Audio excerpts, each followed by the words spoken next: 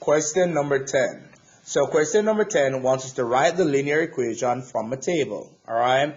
So when you're writing this equation, guys, we need to remember how to find slope, or rather what a linear equation is. So a linear equation is normally in the general form y equal mx plus b.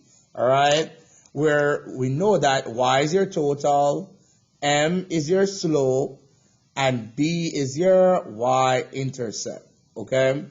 So what you guys are going to do is that you're going to write an equation y equals some slope x and some y-intercept. So first things first, we got to find our slope. So to find your slope, guys, this is what you're going to do. So slope can be found by doing the change in y over the change in x. Okay? Which is the same as saying y2 minus y1 over x2 minus x1. Alright? So because this is my first x value, I'm going to call this x1. I'm going to call this y1. Alright? So, and then because this is our second x value, I'm going to call this x2. Alright? And this is going to be my y2.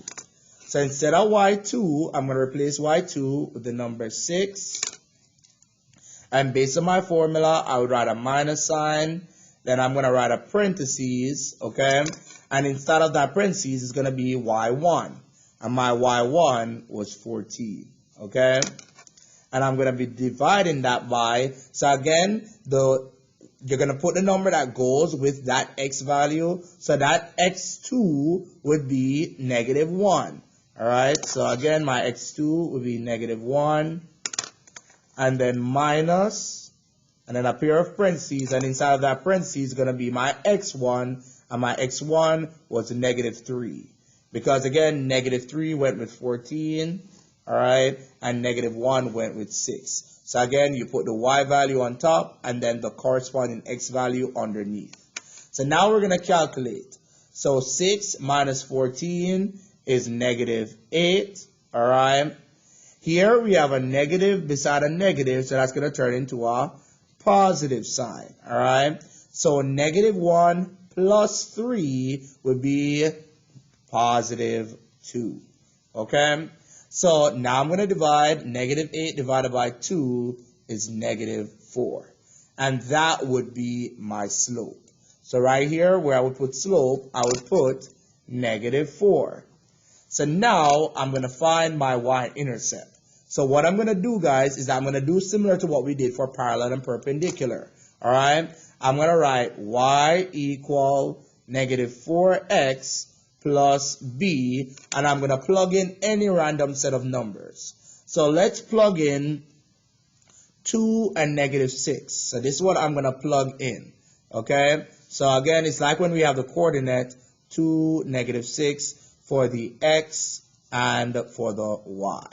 Alright, so instead of writing y, I'm going to write negative 6 equal negative 4. And instead of writing x, I'm going to replace x with 2. Okay, and then I write the plus b. Okay, so the negative 6, I would bring it down. Negative 4, I would multiply by 2, and I would get negative 8. And then I rewrite my plus b.